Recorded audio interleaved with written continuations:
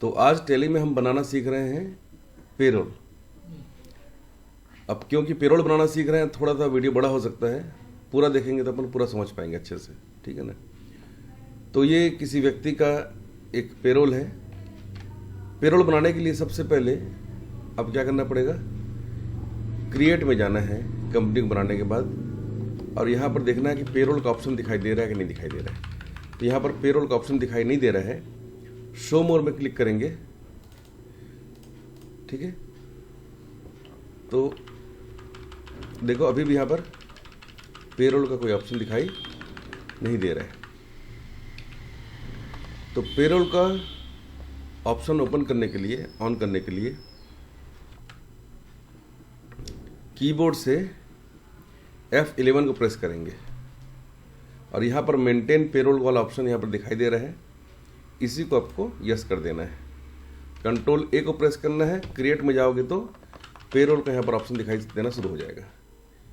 Payroll master में employ group, employ, unit of work, attendance, production type, pay heads, payroll voucher type दिखाई दे रहा है, ठीक है।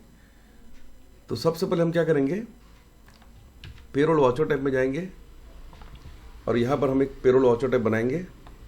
इसका नाम लिखेंगे पेरोल, ठीक है, इस तरीके से। लेकिन अभी इसको बनाएंगे तो हमारे को यहाँ पर नेम ऑफ क्लास दिखाई नहीं देगा, इसलिए मैं इसको सबसे लास्ट में बनाऊंगा, ठीक है। सबसे पहले हम बनाएंगे एम्प्लॉय का ग्रुप, ठीक है। एम्प्लॉय का ग्रुप हम बना रहे हैं यहाँ पर मैनेजर, ये ग्रुप है। अंडर में कुछ नहीं लिखा मैंने, और यहाँ पर लिखा है डिफाइन सैलरी डिटेल, इसको मैंने नो ही रखा है, ठीक है। और एक एम्प्लॉय का ग्रुप मैं बना रहा हूँ और ये है आपका सेल्स, इसको भी मैंने प्राइमरी लिखा है, डिफाइन सैलरी डिटेल मैंने कुछ नहीं डाला है। उसके बाद सेकंड जो है वो है एम्प्लॉई। एम्प्लॉय में यहाँ पर आपको एक एम्प्लॉय का नाम लिखना है, ठीक है। तो मैंने यहाँ पर एक ये एम्प्लॉय का नाम लिखना है, यमुना प्रसाद। अंडर यहाँ पर मैंने ले लिया है manager group. Date of joining लिखा है मैंने 1 अप्रैल 2024। डिफाइंड सैलरी डिटेल्स मैंने यहाँ पर नो लिखा है। यह है एम्प्लॉय का नंबर। डेजिग्नेशन ये है आपका ऑपरेशन मैनेजर, ठीक है। फंक्शन यहाँ पर लिखना है। लोकेशन है इसका बिलासपुर, जेंडर मेल। इस तरीके से आपको पूरा डिटेल यहाँ पर भरते चले जाना है, ठीक है। तो ये मैंने पूरा डिटेल डाल दिया एम्प्लॉय का। अब इसको एक्सेप्ट कर लेते हैं। उसके बाद बनाना है यूनिट ऑफ वर्क। तो यहाँ पर मैं एक यूनिट बना रहा हूँ मिनट्स का, ठीक है।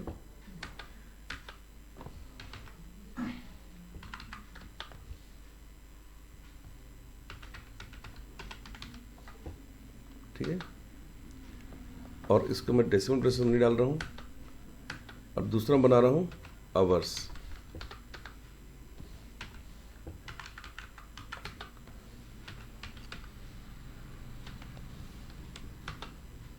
ठीक है, और तीसरा बना रहा हूँ मैं कंपाउंड यूनिट, और यहाँ पर डाल रहा हूँ मैं आवर्स ऑफ 60 मिनट्स। ये मैं बना रहा हूँ दरअसल ओवर टाइम के लिए। ओवर टाइम को हम लोग आवर्स के हिसाब से कैलकुलेट किया करेंगे, ठीक है। अगला है attendance production type. Attendance production type में मैं यहाँ पर सबसे पहले ले रहा हूँ क्या, सबसे पहले यहाँ पर मैंने लेना है वो है सीक लीव,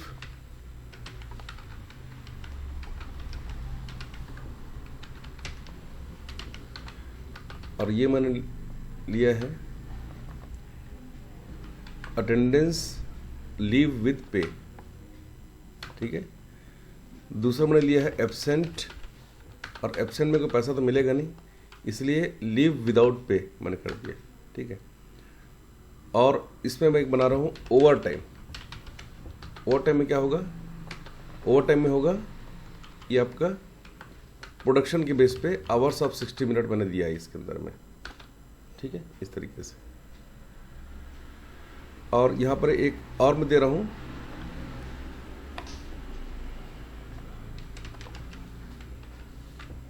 सैलरी के नाम से नहीं हो गया, यही ठीक है, इतना ठीक है, ठीक है, ये मैंने दे दिया है, बना दिया यहाँ तक का, ठीक है। और अब हम बनाएंगे पे हेड्स, ठीक है। पे हेड्स में सबसे पहले मैं बना रहा हूँ बेसिक सैलरी। बेसिक सैलरी जो है वो अर्निंग फॉर एम्प्लॉई है हमारे लिए। क्या है ये अर्निंग फॉर एम्प्लॉई है और ये फिक्स है हमारे लिए, है इनडायरेक्ट एक्सपेंस मतलब कंपनी के लिए। और यहाँ पर ये बेसिक सैलरी जो है ये फ्लैट रेट में रहेगा, ठीक है। और उसका कैलकुलेशन होगा मंथली के हिसाब से, ऐसा मैंने लिखा है।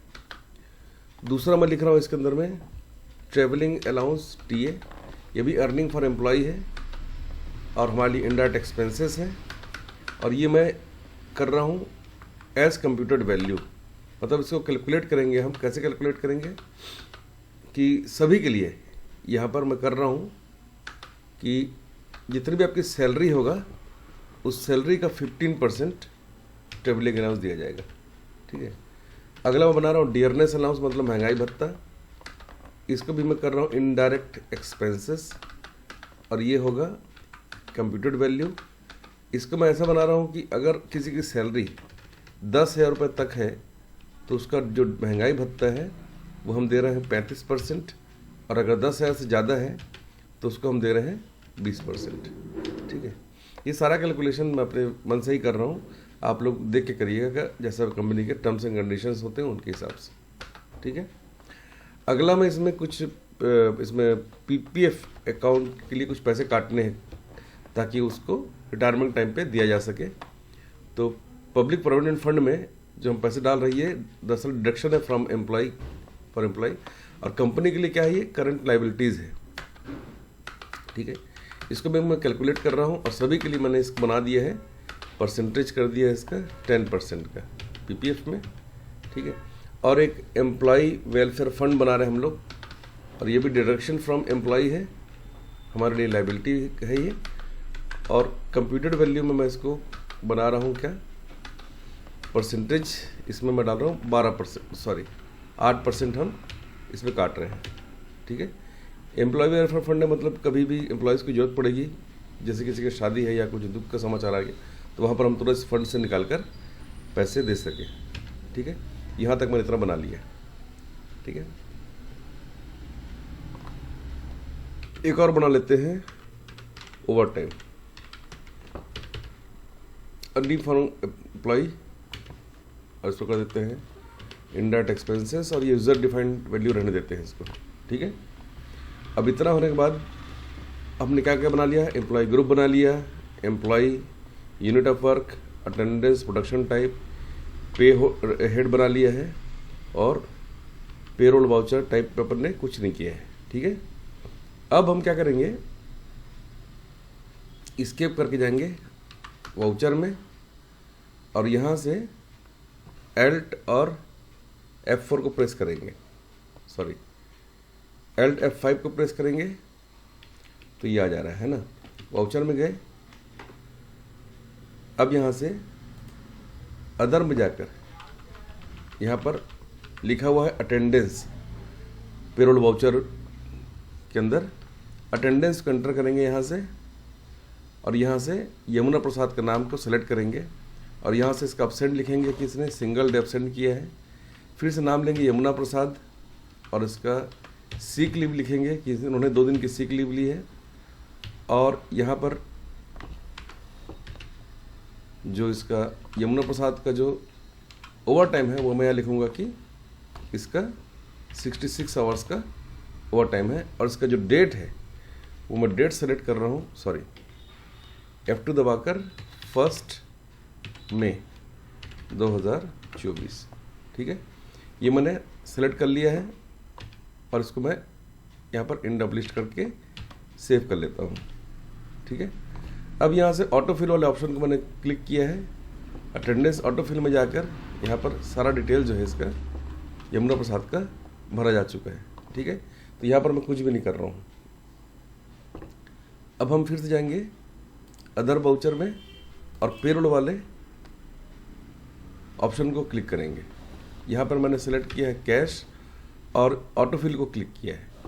पेरोल ऑटोफिल में जाने के बाद में यहाँ पर हमने सेलेक्ट किया प्रोसेस फॉर सैलरी और यहाँ पर यमुना प्रसाद सेलेक्ट किया मैंने, यहाँ पर एम्प्लॉय का नाम सेलेक्ट किया है और यहाँ पर कैश सेलेक्ट किया है।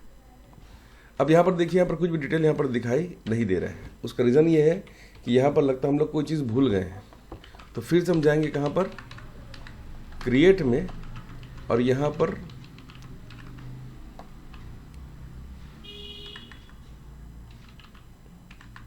एम्प्लॉय में जाने के बाद में यहाँ पर जो हमने बनाए थे एम्प्लॉय, आपको याद होगा, तो वहाँ पर जाकर हमको इसका पूरा डिटेल भरना है।